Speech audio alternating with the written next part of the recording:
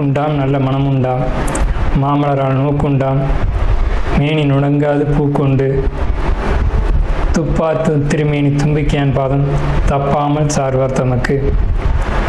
இந்த வீடியோவில் நம்ம பார்க்கக்கூடிய விஷயம் அப்படிங்கிறது மே மாதத்துக்கான பலன்கள். இந்த மே மாதம் அப்படிங்கிறது ஆங்கில மாதம். மே மாதம் அப்படிங்கிறது சித்திரையினுடைய 18ஆம் தேதியிலிருந்து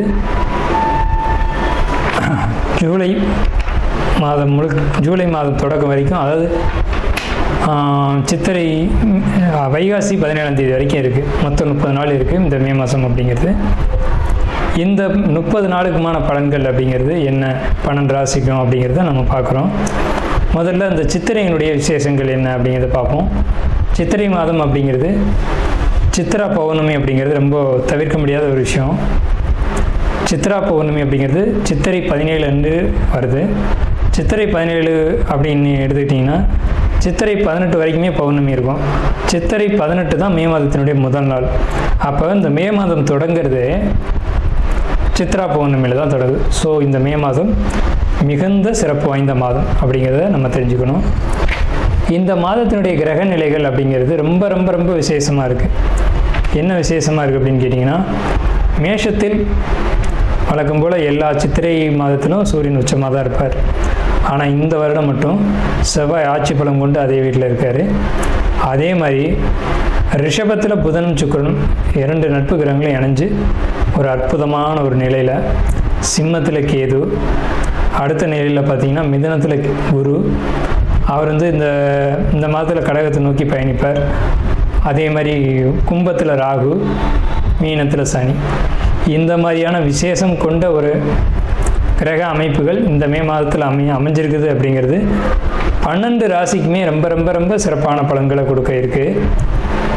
என்ன அப்படின்னு கேட்டிங்கன்னா, 2 சுப கிரகங்கள் அதாவது ஒரு சுப ராசியில், ரிஷபம் அப்படின்றது விசேஷமான ராசி, அங்கே புதனும் சுக்கிரனும் இணைஞ்ச மாதிரி ஒரு மாதம் பிறக்குது அப்படின்னாலே அது விசேஷம்தான். சரி, என்ன மாதிரியான நல்ல பலன்கள் நடக்கும் அப்படிங்கிறத நம்ம பார்ப்போம். இந்த சித்ரா பௌர்ணமியினுடைய விசேஷங்கள் என்ன அப்படின்னு பார்த்தீங்கன்னா, சித்ரா பௌர்ணமி அன்னைக்கு தான் சித்திரகுப்தனுடைய வழிபாடு நடக்கும். சித்திரகுப்தன் அப்படிங்கிறது யாருன்னு கேட்டிங்கன்னா, யமனுடைய பிஏ, அதாவது அசிஸ்டண்ட். இவர் தான் பாவ புண்ணிய கர்மா கணக்குகளை கையில் வச்சக்கூடியவர். ஸோ இவரை வழிபடக்கூடிய நாள் தான் சித்ரா பௌர்ணமி. அது மட்டும் இல்லாது ஒவ்வொரு குடும்பத்திலையும் அந்த குடும்பத்தினுடைய கன்னி தெய்வங்களை வழிபாடு பண்ணக்கூடிய மாதம்தான் சித்ரா பௌர்ணமி. சித்ரா பௌர்ணமி என்று விசேஷமாக அவங்கவுங்க குடும்பத்தில் கன்னி தெய்வங்களை எடுத்து வழிபாடு பண்ணுவாங்க. நம்ம வேணால் கன்னி தெய்வங்களுடைய வழிபாடு எப்படி அப்படிங்கிறது ஒரு தனி வீடியோவை கூட கொடுப்போம். ஸோ கன்னி தெய்வ வழிபாடு அப்படிங்கிறது ரொம்ப விசேஷமானதும் கூட, முக்கியத்துவம் வாய்ந்ததும் கூட. இதில் சித்திரகுப்தனுடைய வழிபாடு ரொம்ப ஒரு அவசியமான விஷயம். அதே மாதிரி திருவண்ணாமலை கிரிவலம், அவரவருடைய குலதெய்வ வழிபாடு. இதில் ரொம்ப குறிப்பிட்டு பேசணும் அப்படின்னா அன்னதானம் கொடுக்கறது. இந்த சித்திரை மாதத்தினுடைய ஒரு உக்கிரமான காலகட்டத்தில் அன்னதானம் கொடுக்கறத காட்டிலும் நீர்மோர் கொடுக்கறது, தாகத்துக்கு தண்ணீர் கொடுக்கறது, இதெல்லாம் ரொம்ப ரொம்ப விசேஷம். ஸோ அவங்க வயிறு குளிர்றது போல், மனம் குளிர்றது போல் உங்களுக்கு கர்மா தீர்க்கப்படும் அப்படிங்கிறது முக்கியமான விசேஷம். ஸோ இது முக்கியமான விஷயம். அதே மாதிரி இந்த சித்திரை மாதத்தில் கத்திரி வெயில் அப்படிங்கிறது மே மாதம் 4ஆம் தேதி அன்னைக்கு மே 28 வரைக்கும் இருக்கும். இந்த 25 நாட்களும் மக்கள் அதிகப்படியாக யாரும் வெளியில் வராமலும் சில விஷயங்களை தவிர்த்துக்கவும் வேணும். தனுசு ராசி அன்பர்களை பொறுத்த வரைக்கும் மே மாதம் அற்புதமான ஒரு மாதம். உங்களுக்கு தொழில் செய்யக்கூடியவங்களுக்கு லாபம் மிகுதியாக இருக்கும். குறிப்பாக தொழில்னு பார்க்கும்போது பத்திரம், எழுத்து, டாக்குமெண்ட், இது சம்மந்தப்பட்ட துறையில் இருக்கக்கூடிய, இது சம்மந்தமான தொழில் செய்யக்கூடியவங்களுக்கு லாபம் ரொம்ப அபரிதமாக இருக்கும். அதே மாதிரி பார்த்துக்கிட்டிங்க அப்படின்னா உங்களுக்கு முயற்சிகள் எல்லாமே வெற்றி அடையும். உங்களுடைய சிந்தனையில் ஒரு தெளிவு இருக்கும். எதை சிந்திச்சிங்க அப்படின்னாலும் அதில் ஒரு நுட்பத்தோட தெளிவாக சிந்திப்பீங்க. ஆலய பயணங்கள் போயிட்டு வர்றது ரொம்ப ஒரு நல்ல விஷயமா இருக்கும். வண்டி வாகனங்களில் போகிறது பொறுத்த வரைக்கும் ரொம்ப கவனமாக இருக்கணும். அந்த வண்டி வாகனங்களுக்கான டாக்குமெண்ட் கரெக்டாக வச்சுக்கணும். அதே போல் உங்களுக்கு வீடு, சொத்து இந்த மாதிரி வாங்கக்கூடிய எண்ணங்கள் வரும், வாங்குவீங்க. அல்லது காலி நிலமாவது வாங்குவீங்க. அந்த மாதிரி வாங்கும்போது அந்த டாக்குமெண்ட்டில் எல்லாம் கரெக்டாக இருக்கா அப்படின்னு பார்த்து வாங்கணும். வாங்கக்கூடிய யோகா அமைப்பு உண்டு. மனசுக்கு சந்தோஷமான நிகழ்வு நடக்கும். அதே மாதிரி வீடு கட்டக்கூடிய ஒரு யோகா அமைப்பு இதெல்லாம் நிச்சயமாக உண்டு. தந்தை வழி சொத்து அணுகக்கூடிய யோகம் உண்டு. தந்தை வழி சொத்து உங்கள் கைக்கு கிடைக்கக்கூடிய காலகட்டம்.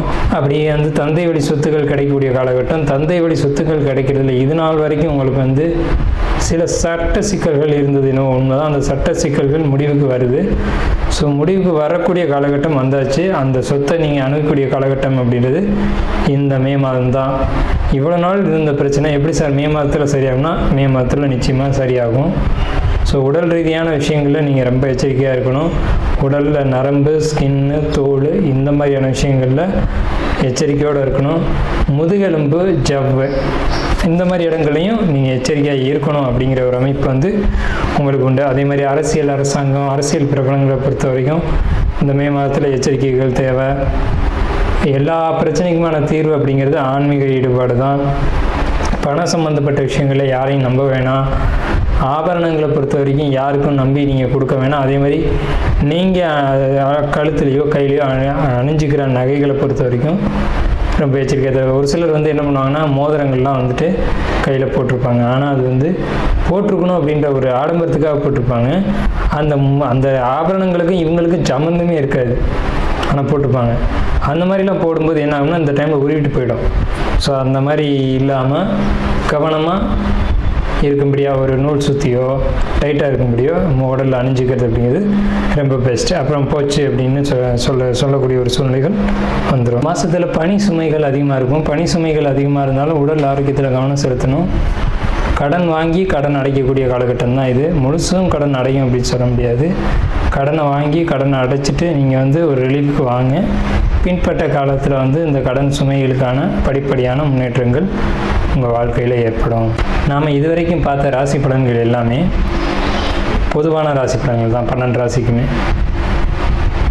இப்போது உங்களுடைய தனிப்பட்ட பிறப்பு ஜாதகம் அப்படிங்கிறது உங்கள் ஜாதகத்தில் தனிப்பட்ட பலன்களை கையில் வச்சுருக்கோம். உங்களுக்கு ஜோதிடம் சம்பந்தமான சந்தேகங்கள் இருந்தாலும் சரி, அல்லது ஜோதிடம் பார்க்கணும் அப்படின்ற எண்ணங்கள் இருந்தாலும் சரி, இல்லை ஜோதிடத்தில் சந்தேகம் இருக்குன்னு நீங்கள் நினச்சாலும் சரி, நம்ம நம்பர் கீழே ஸ்க்ரீனில் தெரியுது. அந்த நம்பருக்கு காண்டாக்ட் பண்ணி நீங்கள் எந்த நேரத்தில் வேணாலும் நம்மக்கிட்ட பேசலாம். இல்லை ஜாதகம் பார்க்கணும் அப்படின்னாலும் நீங்கள் அப்பாயின்மெண்ட் வாங்கிட்டு எப்போ வேணாலும் நம்மளை காண்டாக்ட் பண்ணி ஜாதகம் பார்த்துக்கலாம். நன்றியும் வாழ்த்துக்களும். வாழ்க வளமுடன்.